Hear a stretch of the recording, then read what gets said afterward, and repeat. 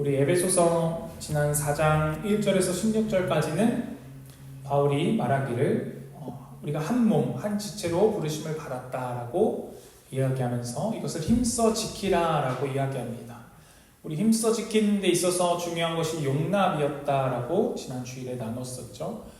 그리고 나서 바울은 하나님께서는 우리를 한 몸, 한 지체로 부르실 뿐만이 아니라 우리를 각각에 맞는 은사로 선물로 주시고 그것을 통하여서 교회를 세워나가시기를 기뻐하신다라고 나누었습니다. 그래서 우리는 한 몸이지만 또한 각자가 독특한 하나님의 피조물로서 우리 각자의 역할이 있고 각자의 맡은 자리에서 하나님의 교회를 세워가는 그리스도의 몸을 세워가는 역할을 감당하고 있다라고 나눴습니다. 그리고 나서 오늘의 말씀이 이어지는 겁니다. 17절에 그러므로 내가 이것을 말하며 주 안에서 증언하노니 이제부터 너희는 이방인이 그 마음에 허망한 것으로 행함같이 행하지 말라라고 말합니다. 바울이 여기서 17절에서 19절까지 이방인들이 어떻게 허망하게 살고 있는지를 설명하고 20절로부터 24절까지는 너희는 이방인처럼 그러니까 허망하게 살지 말고 그리스도에게 배운 대로 그리스도 안에서 가르침 받은 대로 행해라, 그렇게 살아라 라고 이야기합니다. 그리고 나서 25절부터 32절까지는 그리스도에게 배운 대로 사는 것이 무엇인지 구체적인 삶에 대해서 이야기하고 있습니다. 17절에 이제부터 너희는 이방인이 그 마음에 허망한 것으로 행함같이 행하지 말라라고 이야기합니다. 허망한 것으로 행함같이 행하지 말라.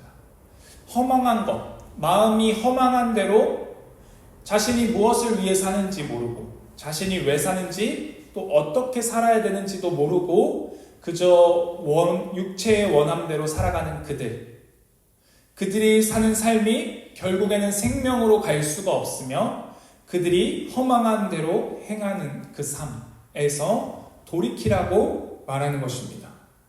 왜냐하면 이 에베소 성도들이 이전에는 이 허망한 대로 살던 삶이 있었기 때문입니다.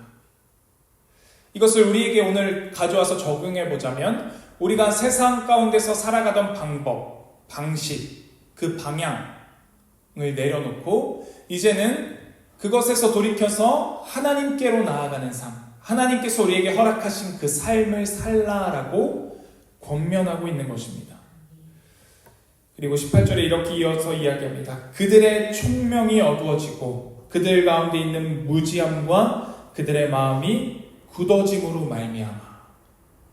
총명이 어두워지고 그들이 무지함과 마음의 굳어짐으로 말미암아서 그들에게 주어진 결론, 그들에게 주어지는 결과는 이것입니다.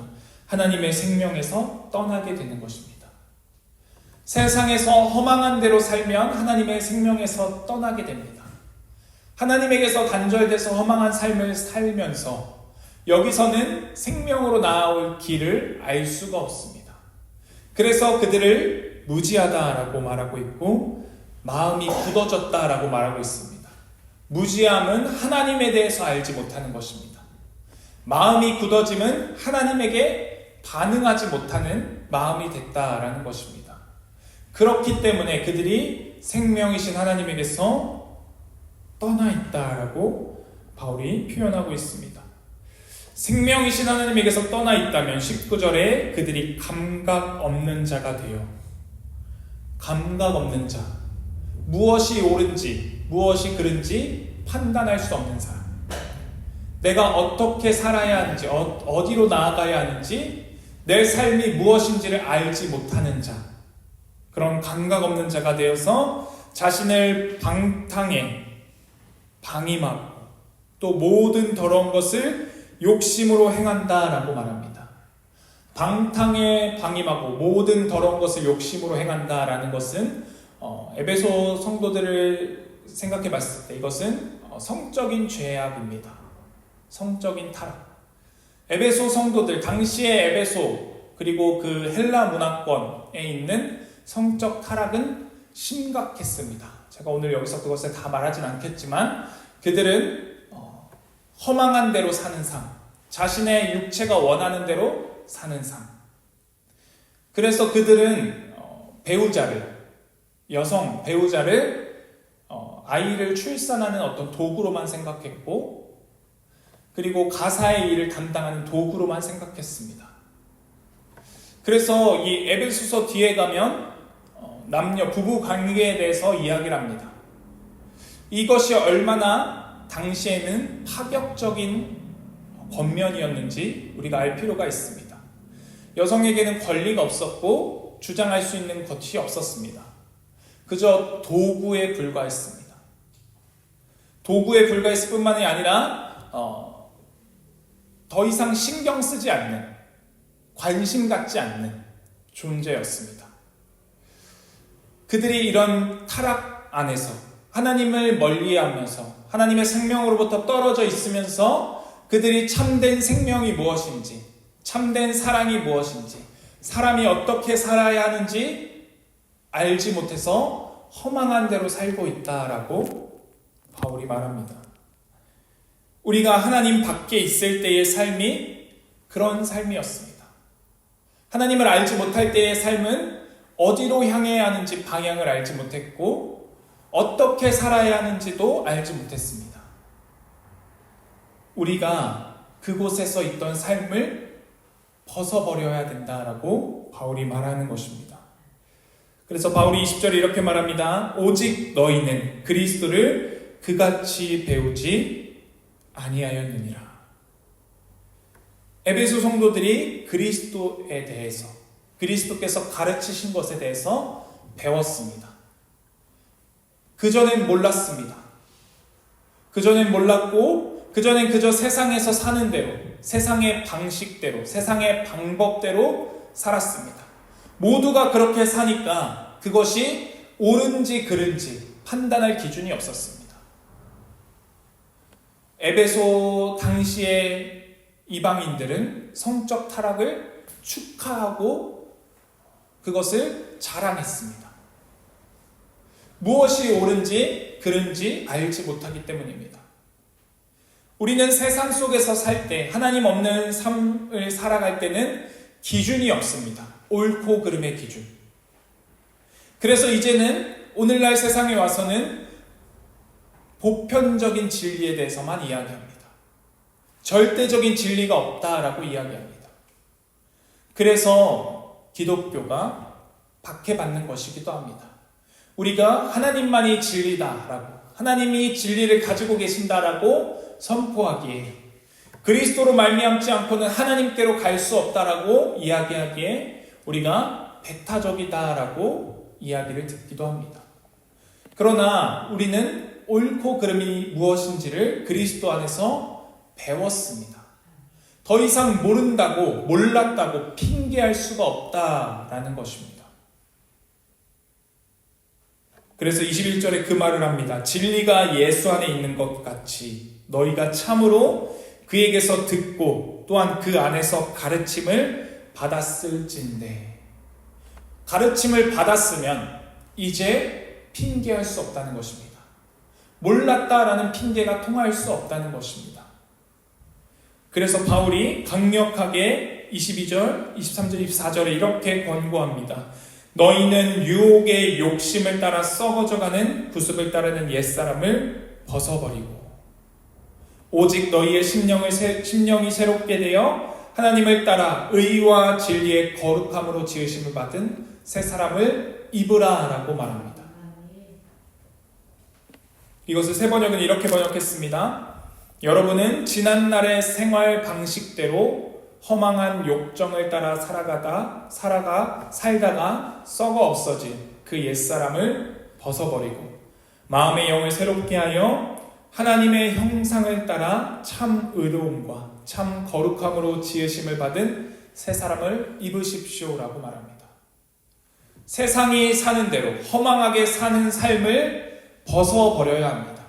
그 삶의 방식, 방법, 살아왔던 시간들, 이 모든 것을 벗어버려야 합니다. 그리고는 바울이 우리에게 권면하기를 의로움과 거룩함으로 지으심을 받은 새 사람을 입으라 라고 말하고 있습니다. 우리가 새 사람을 입은 삶을 살아야 합니다.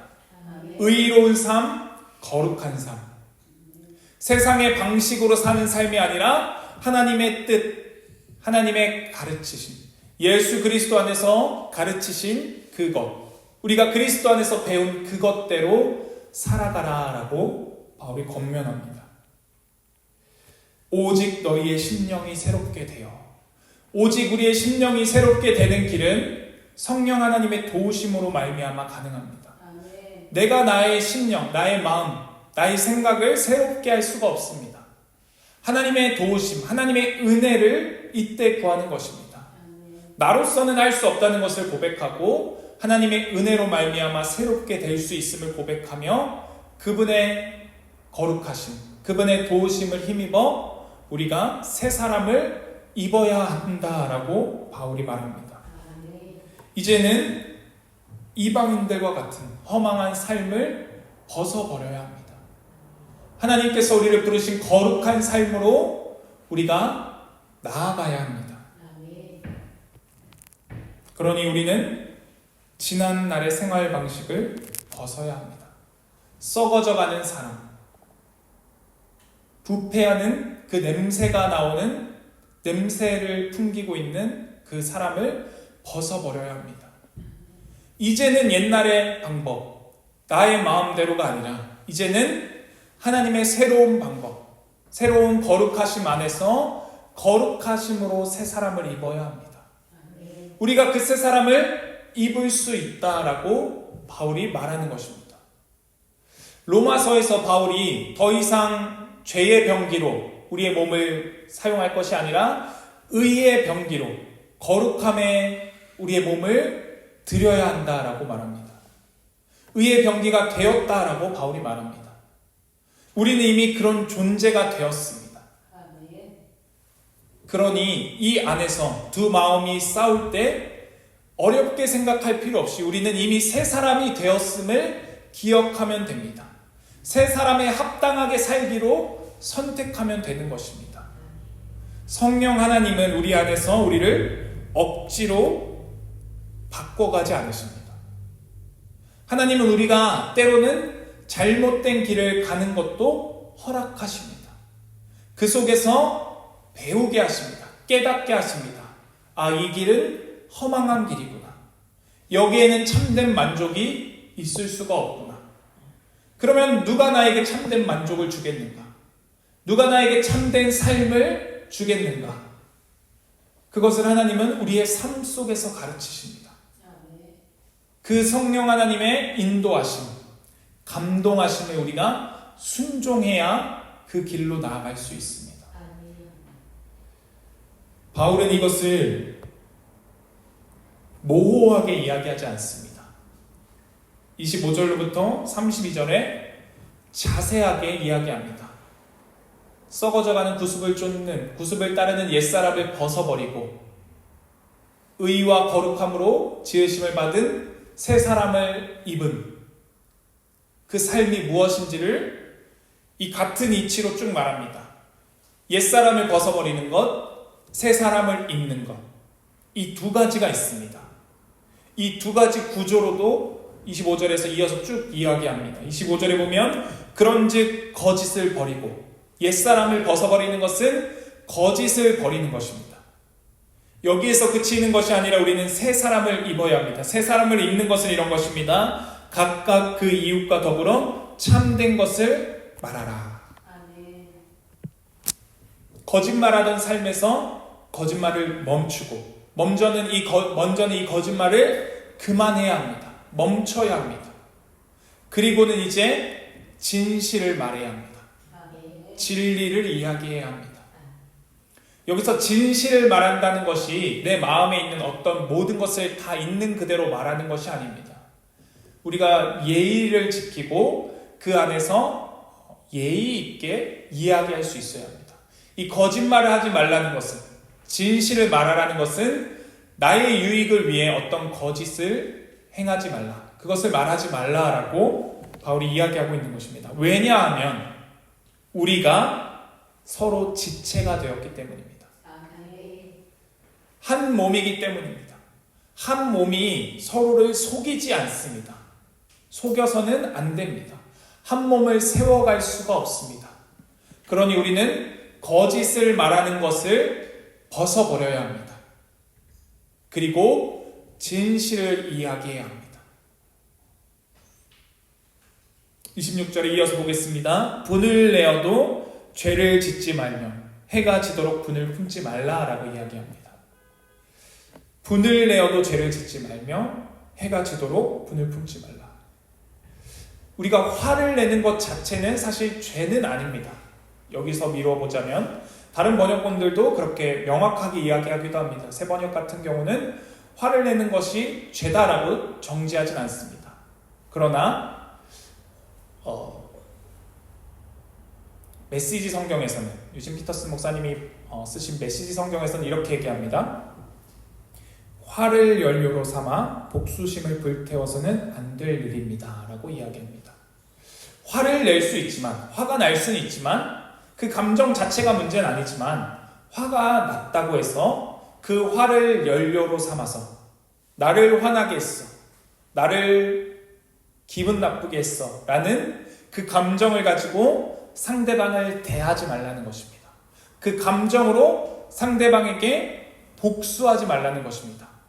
나에게 이렇게 행했어? 그럼 너도 이렇게 당해봐 라는 자세로 행하지 말라라고 이야기하는 것입니다. 화는 날 수 있지만, 화는 낼 수 있지만 그것을 가지고 상대방에게 복수하는 연료로 사용해서는 안 된다는 것입니다. 그러니까 분을 내어도 죄를 짓지 말라라고 이야기합니다. 그리고는 해가 지도록 분을 품지 말라라고 권면하는데, 해가 질 때까지, 그러니까 하루를 넘겨서 그 분을 가지고 있지 말아라라고 권면하는 것입니다. 화나는 것을 묵상하지 말라라는 것과도 같습니다. 그것을 끊임없이 되새김질하지 말라라는 것입니다. 여기에는 두 가지 방법이 있을 것입니다. 어떤 문제에 대해서 대화를 통해서 이 문제를 해결하거나, 아니면 그 사람의 마음을 이해해서 이 화난 마음, 화를 흘려보내는 방법과, 혹은 대화하지 못하더라도 내가 혼자 있더라도 그 사람에 대해서 이해하고 용납하면서 이 화를 흘려보낼 수 있는 두 가지 경우가 있을 것입니다. 우리는 화를 그렇게 다스려야 합니다. 화가 나는 것이 문제가 아니라, 화가 날 수는 있지만 그 화를 어떻게 대하는가, 어떻게 반응하는가, 그 화를 어떻게 흘려보내고 다스리는가, 여기가 우리가 할 수 있는 부분입니다. 화가 나는 것을 우리가 어떻게 할 수는 없습니다. 화가 났으면 그 화를 어떻게 대할 것인가, 이 시간을 어떻게 보낼 것인가, 그것이 우리에게 주어진 일입니다. 옛사람을 벗어버리는 모습은, 여기서는 이전에는 화가 나면 화가 난 대로 내 화를 분출하고 나를 화나게 한 그 사람, 나를 아프게 한 그 사람에게 똑같이 복수했다면, 이제는 그 화가 날 때 이 화를 어떻게 다스릴 것인가, 어떻게 흘려보낼 것인가를 아는 자가 되는 것이 새 사람을 입는 삶입니다. 이 삶, 화를 다스릴 줄 아는 삶이 마귀에게 틈을 주지 않는 삶입니다. 그리고서 28절에 바울이 또다시 같은 구조를 이야기합니다. 도둑질하는 자는 다시 도둑질하지 말고, 이어서 돌이켜 가난한 자에게 구제할 수 있도록 자기 손으로 수고하여 선한 일을 하라라고 말합니다. 이전에 도둑질하던 삶, 나만 유익하게 되면 괜찮은 삶, 다른 이야 어찌되든 상관없는 그 삶, 나를 위하는 삶에서 이것을 그만두고 도둑질을 그만두는 것, 이것이 옛사람을 벗는 것입니다. 그런데 옛사람을 벗는 것으로 끝나는 것이 아니라 우리는 새 사람을 입어야 된다라고 바울이 말합니다. 그것은 이제는 선한 일을 할 수 있도록, 가난한 자를 구제할 수 있도록, 내 손으로 일해서 나만 먹고 사는 것이 아니라 가난한 자를 섬기는 자리에까지 나아오라고 바울이 권면하고 있습니다. 우리는 옛사람을 벗어버리는 것에서 끝나는 것이 아니라 새 사람을 입는 자리까지 가야 합니다. 29절도 같은 이치입니다. 무릇 더러운 말을 너희 입 밖에도 내지 말고 오직 덕을 세우는데 소용되는 대로 선한 말을 하여 듣는 자들에게 은혜를 끼치게 하라. 더러운 말은 입 밖에 내지 말고 이전에 더러운 말들로 행하고 살아왔다면 이제는 그것을 입 밖에 내지 말고 더 이상 그런 말을 하지 말고 이제는 덕을 세우는데 소용되는 대로 선한 말을 하라고 말합니다. 지체를 세우는데, 교회를 세우는데, 사람을 세우는데 필요한 말들을 때에 맞게 해야 된다는 것입니다. 아무 때나가 아니라 우리는 지혜롭게 때에 맞게 말할 수 있어야 합니다. 이것은 듣는 자들에게 은혜가 되어야 합니다. 이것이 지적질하라라고 말하는 것이 아닙니다. 옳음을 계속 이야기하라고 말하는 것이 아닙니다.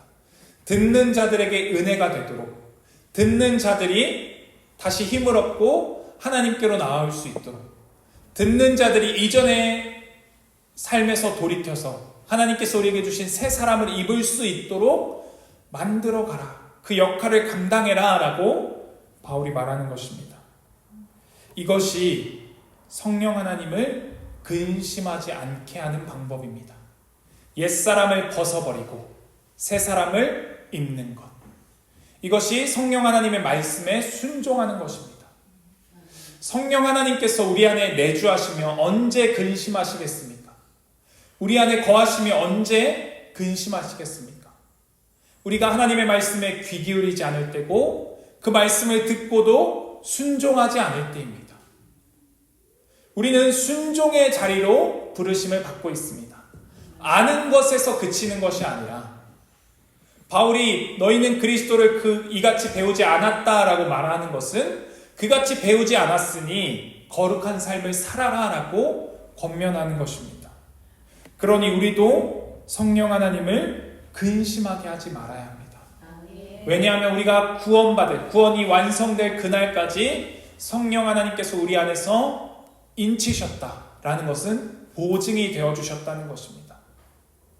우리의 구원이 이루어질 것을 우리가 확신할 수 있는 길은 성령 하나님께서 우리를 보증하시기 때문입니다. 그분께서 우리를 붙들고 가시기 때문입니다. 그러니 우리는 그분의 말씀에 순종해야 합니다. 그분의 말씀에 귀 기울여야 합니다. 그래서 31절, 32절에 바울이 위의 말들을 이렇게 요약하는 것 같습니다. 너희는 모든 악독과 노함과 분냄과 떠드는 것과 비방하는 것을 모든 악의와 함께 버리고 옛사람을 벗어버리고 그리고 32절에 서로 친절하게 하며 불쌍히 여기며 서로 용서하기를 하나님이 그리스도 안에서 너희를 용서하심과 같이 하라라고 말합니다. 이거 친절하게 하며 불쌍히 여기다 라는 것을 공동번역에서는 이렇게 번역했습니다. 서로 너그럽고 따뜻하게 대하라고 말하고 있습니다. 우리가 서로 너그럽게 대하고 따뜻하게 대해야 합니다. 째려보지 않고 험한 표정 짓지 않고 서로 너그럽게 대하는 자리, 따뜻하게 대하는 자리까지 나아가야 합니다.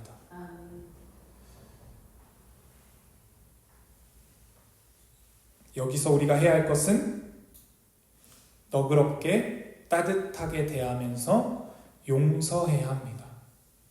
지난 주일에 용납과 함께 더불어서 용서를 이야기했습니다. 용납을 지나 용서까지.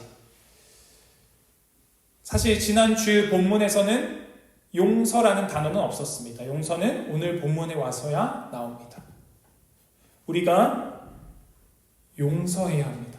어떤 용서를? 하나님이 그리스도 안에서 우리를 용서하심과 같이 해야 합니다. 여기서 우리 두 가지를 좀 살펴보고자 합니다. 하나님이 우리를 그리스도 안에서 용서하셨다는 것은 그리스도로 말미암아 우리를 용서하셨다는 것입니다. 하나님은 우리가 무엇을 해서가 아니라, 우리가 올바르게 되어서가 아니라 먼저 그리스도를 통해 사랑을 보여주시고 그 사랑으로 말미암아 우리가 깨달았을 때 그 용서가 무엇인지 우리가 알게 됩니다. 하나님이 우리가 행해서도 아니고 우리가 구해서도 아니고 하나님께서 우리를 먼저 용납하시고 용서해 주시고 사랑으로 지금까지 이끌어오고 계십니다. 그 사랑으로 우리도 서로 용서해야 합니다. 너그럽게 대하고 따뜻하게 대해야 합니다. 그러니 어떤 존재에 대한 그 존재로서 사랑하는 마음이 우리에게 있어야 합니다. 그것이 그가 잘해서도 아니고 못해서도 아니고 무엇을 행해서가 아니라 존재로서 사랑하는 자리까지 나아가야 합니다. 그 용서의 마음이 우리에게 있어야 합니다. 그리고 32절에서 우리 한 가지 더 이야기하고 싶습니다. 하나님이 그리스도 안에서 우리를 용서하셨습니다. 그리스도는 우리의 유일한 중재자이십니다. 하나님과 우리 사이에 유일한 중재자. 그분이 없이는 하나님과 관계가 회복될 수가 없습니다. 그러나 하나님은 오늘날 우리를 동일한 자리로 부르고 계십니다. 그리스도께서 하신 그 중재 사역에 우리가 동참하게 하십니다. 중재자가 되게 하십니다.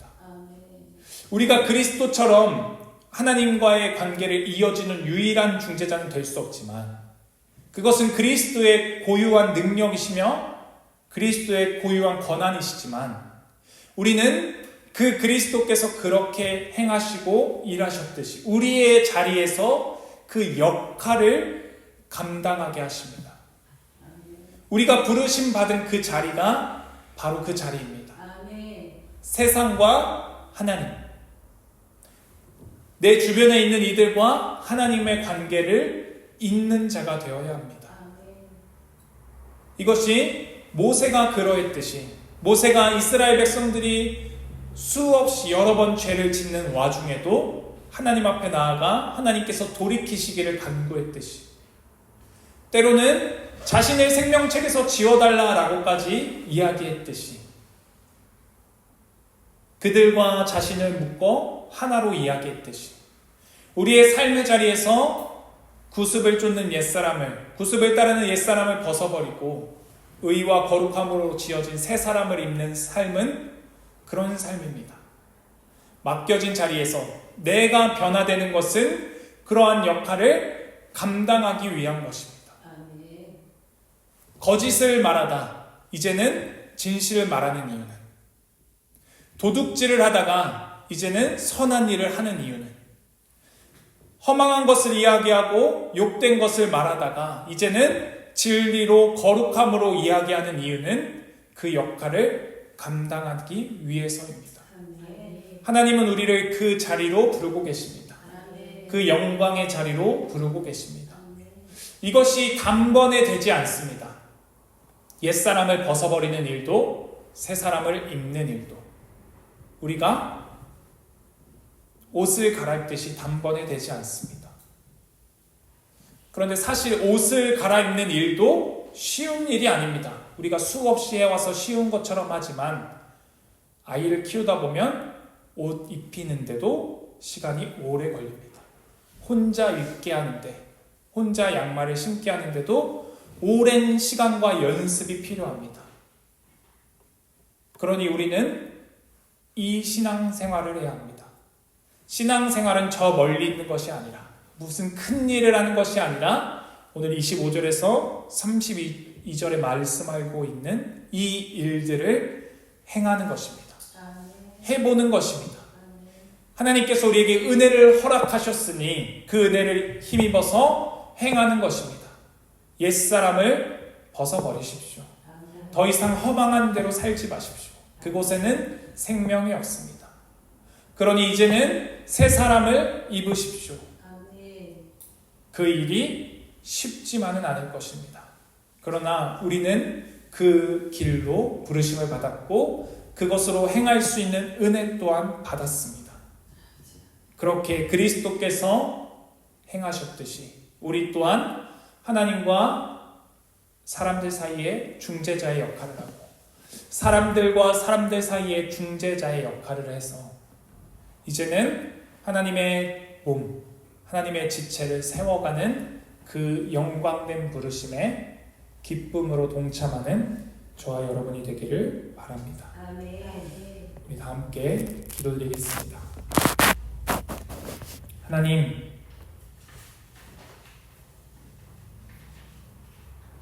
우리의 삶을 드리길 원합니다. 우리의 삶을 드리는 것은 다른 것이 아니라 하나님의 말씀에 귀 기울이며 하나님의 말씀에 순종하는 것임을 봅니다. 그 말씀은 거창한 것이 아닙니다. 북한에 가서 선교하라는 부르심도 아니고 세상을 복음화하라는 부르심도 아닙니다. 그저 우리에게 맡겨진 자리에서 우리에게 감동되어진 그 자리에서 행하라는 것뿐입니다. 주님, 그러나 그것이 결코 작지 않고 그것이 결코 아무것도 아닌 것이 아님을 깨닫게 하여 주시옵소서. 그리하여 우리에게 맡겨진 그 자리에서 그리스도를 닮아가게 하시고 그리스도에게 배운 바대로 행하게 하여 주시옵소서.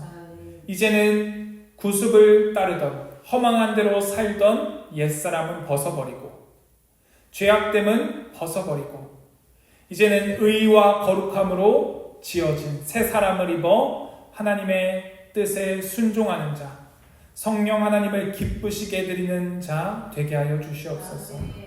그 거룩한 삶으로 부르심을 감사합니다. 주님, 이것이 얼마나 영광되며 이것이 우리에게 참된 생명임을 깊이 깨닫는 은혜 있게 하여 주시옵소서. 그리하여 그리스도께서 그렇게 사셨듯이 우리 또한 그리스도를 닮은 삶으로 하나님의 뜻을 이루어가는 하나님의 지체, 하나님의 가족, 하나님의 자녀들 되게 하여 주시옵소서. 우리의 생명 되시는, 우리의 구원 되시는 예수 그리스도의 이름으로 기도드렸습니다. 아멘.